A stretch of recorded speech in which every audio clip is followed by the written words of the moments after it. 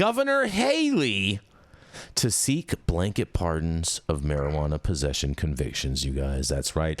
Governor Maura Healey announces plans this week to seek pardons for those convicted of simple marijuana possession in Massachusetts.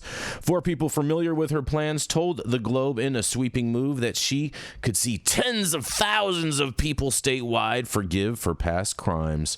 It was clear Monday how Healey would structure the pardon recommendation or exactly how many people could be eligible. But two of those briefed on her plans told the Globe that she would seek blanket forgiveness of simple marijuana possession charges dating back years in Massachusetts, where voters in 2016 legalized marijuana. The announcement scheduled for Wednesday morning at the State House appears to follow through on one of the Democrats' campaign promises. It would continue her muscular and early use of the office's clemency power, which she has embraced more forcefully than many of her predecessors. In quotes, "It's supposed to be a blanket pardon," said State Senator Adam Gomez, a Springfield Democrat who was briefed on the basic details of the governor's plans and invited to Wednesday's news conference. Gomez is also the state chair of the Legislature Committee on Cannabis Policy and has talked openly about facing marijuana possession charges as a teenager. In quotes, "Folks aren't going to have to do anything at all specific to possession charges," Gomez said of Healey's pardon recommendation. "Those records and those arrests are going to be going away," they say. State Representative Bud Williams, a Springfield Democrat, said Healey's aides told him the pardons would cover from March all the way back. Such a move would still likely need approval by the governor's council, which has to approve the governor's pardon and communication recommendations, Williams said. In quotes, "It's a step in the right direction," said Williams, the House chair of the Legislature Committee on Racial Equality, Civil Rights, and Inclusion. In quotes, "This has been an albatross around folks' necks. There's a lot of black and brown people affected by this," he says. Healey aides declined to comment further on Monday, saying only that she has previously committed to follow President Biden's lead on marijuana pardons and plans to offer more details on Wednesday. Healey said during her 2022 gubernatorial campaign that she would, in quotes, "move to pardon state convictions for simple marijuana possession, molded after the steps taken by Biden." Not sure what steps she's talking about with that, but nonetheless. That October, Biden announced he would allow those convicted of marijuana possession under federal law to apply for pardons. At that time, Biden's move was expected to affect about 6,500 people with federal convictions, plus thousands more residents of Washington, D.C. The president urged governors to pardon people who have state-level marijuana possession charges, a vastly larger population. And the list of those eligible under a statewide pardon for marijuana possession convictions in Massachusetts could be lengthy. There were nearly 68,800 civil or criminal violations for marijuana possession issued in Massachusetts from 2000 through 2013, according to a Cannabis Control Commission research report. From 1995 to 2008, the year Massachusetts voted to decriminalize the possession of 1 ounce or less of marijuana, there were approximately 8,000 or more arrests each year for selling and or possessing marijuana, according to a 2016 analysis by the American Civil Liberties Union of Massachusetts. Both reports found that people of color were disproportionately charged with marijuana-related crimes over the years. For example, while black people accounted for 8% of the state's population in 2014, they accounted for 24% of marijuana possession arrests that year, according to the ACLU report.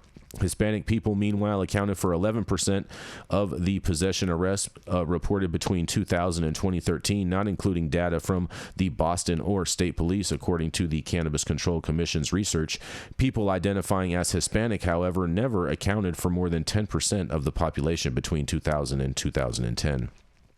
Healey had previously opposed efforts to legalize marijuana, joining with the governor Charlie Baker and others in 2016 to campaign against the ballot question that voters ultimately approved, creating the legal cannabis market that exists in Massachusetts today. Healey later backed away from her opposition, saying in August of 2022 that her concerns about the public health consequences may have been unnecessary, she says. Lawmakers and advocates have said that old marijuana charges can still haunt former defendants by appearing on background checks, blocking them from getting housing or jobs. And a Globe review back in 2021 found that few people had successfully cleaned their marijuana-related state criminal records under a 2018 law that allows people to apply to have the charges erased or expunged from their records. During Healey's first year in office, she pardoned 13 people, reviving the state's little-used clemency power in ways unseen for decades so early in the governor's term. So she also released new guidelines that vastly expand who can qualify for clemency. She's not alone. While inconsistent across the country, the use of clemency has soared in some red and blue states alike, including Missouri, where Governor Mike Parsons had pardoned more than 600 people in just 3 years. Wisconsin Governor Tony Evers, a Democrat, had granted more than 1,100 for drug theft and other offenses by the end of last year, and a record in his state. Before leaving office in January, Pennsylvania's then Governor Tom Wolf, a Democrat, granted 2,500 more than doubling the number issued by any of his predecessors.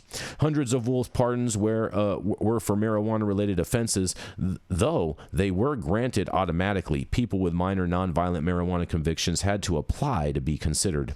In quotes, "My North Star is going to be, what does it mean in terms of justice and fairness?" Healey told the Globe in December about granting pardons, which forgave a criminal offense and communications, which can shorten a prison sentence. Healey has yet to issue a communication or commutation, and so far she has nearly matched the 15 pardons that Baker had approved by the governor's council during her entire 8 years in office. And Baker also approved commutations for 3 men serving life sentences for murder. Former Governor Deval Patrick, a Democrat, recommended just 4 pardons and 1 communication over 8 years in office. Mitt Romney, a Republican, boasted of not granting any during his only term in office. Well, it sounds like there may be some criminal justice reform creeping into Massachusetts, and I can't wait to hear what you guys have to say about this. But overall, I think this is a good thing overall, even though the Democrats are doing it. But what do you have to say today? Should hold up and not do it until after the election. So then it could be a Republican win. Right? Yeah, I mean, that's how the game plays, you know what I mean? When it comes to these pardons and everything, when it comes to these pardons, like, why can't you go bigger than just possession? If it's on a state level, especially, like, why would you not go bigger than that? Why don't you just do past non-violent? Well, maybe the possession things are like easy to erase, and so they want to try out their whole system and make sure it works first. And let me take it a step further. Why do we have to keep saying non-violent? So young people growing up, crabs in the crab barrel, who have some violence in their criminal record, we always say non-violent, and we say that because we know it's more palatable, because they're always going to bring out one case study of some freak who did something terrible and say, you want this person to go free, you want this person to avoid this being. But let's get rid of simple possession and non-violent as these limiting language factors when we start to talk about where we think justice needs to be rectified. And I think that you touched on it, Rico, because this notion of simple possession, what's so simple about under or unregulated cannabis production that simple possession is going to take care of the prohibition past, and why? And I'm not advocating for violence, but I'm advocating for a criminal justice system based on the Judeo-Christian beliefs of redemption, reform, recovery, forgiveness, accountability. Why do we always say nonviolent? Like, I have no violence in my record, but but I'm tired of them thinking that. You know the reason. You know the reason why. Right, because it sounds better. Because it's a Biden-esque Trump-worthy optics play. Look, the pardon's amazing though, right? Like, I need me one of them pardons. I'm like, can I get me one of them pardons? I'm like that Dave Chappelle meme with the crackhead. Can I get me some of that good pardon? Like, pardons are great because it's very, very, very, very different than expungement. It is. I just think I applaud it. I think it is the way to go. And I think, to your point, Rico, why simple possession? Why not complicated possession? Why not acknowledge the complications of the reality of it? All possession. Be all not just simple and not just nonviolent. I mean, there are they're people afraid. They're afraid. They want to take baby steps. I mean, I feel bad for the 19-year-old I agree with you guys. Yeah, wayward guy who there's a little rough and tumble in his CV. Now he's 39. Give him the pardon. I hear you. Yeah, they're all afraid though. Yeah, you're 100% right. Yeah, Yarrow. And we're playing word games with people's lives. Is what it comes down to. Is that like Scrabble? Yeah, like Boggle. It's Scrabble being played by a bunch of old white men who can't even see what letter is on the board.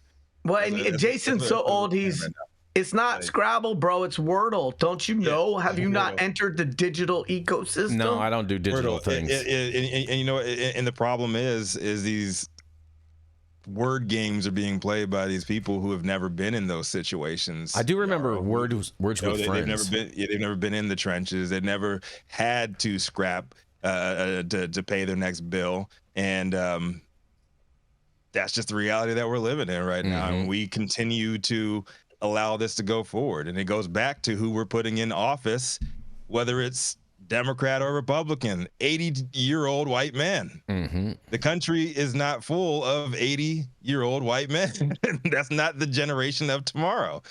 So if we continue to put people who look like what the past looked like in charge, we're going to continue getting results like this, man, and getting these half-assed measures that get nobody the action that they deserve. I do appreciate that this politician changed her mind. And I think that's a beautiful thing. I think we need to leave room for politicians to change their mind, to evolve their perceptions and the way that they address issues. And for us not to think that that means they're flip-flopping or that they didn't have a true compass or North Star on their beliefs. Yeah, I agree. But where do we draw the line from? Where do we draw the line from evolution to hypocrisy? Like straight up. Like, where is that line going to be drawn? We all know politicians, they all lie. Well, certainly they all lie, but they go where the money is, right? Maybe she got a big donation from the pot lobby, and she definitely didn't get that. Definitely didn't get that. She didn't get that. I have a slightly different take on it, which is I don't really care why somebody gets to a better place. All I care is that they get to a better place. And so if their motivation is not pure, but their position becomes more evolved, I'm good with that. That's good enough for me. Yeah. Doesn't matter why. It just matters. If Donald Trump comes out tomorrow and said that he wants to free all the cannabis prisoners to get your vote. I think that'll come out a little bit closer to the election as opposed to right now. I don't know if that does it for me because I'm not a single issue voter, but I don't care why he does it because when he does it, he will get some kudos from me. Yeah. Kubrin kudos for the kudos about cannabis. I love so it. Yeah. I'm not, but I really just appreciate, Rico, that you pointed out that simple possession because that word simple is anything but simple. And what it does is it's such a narrowing and limiting piece of language in there that it would be easy to get caught up in the feel good and not see the portion that still needs to shift and evolve. Getting caught up in the feel good. Speaking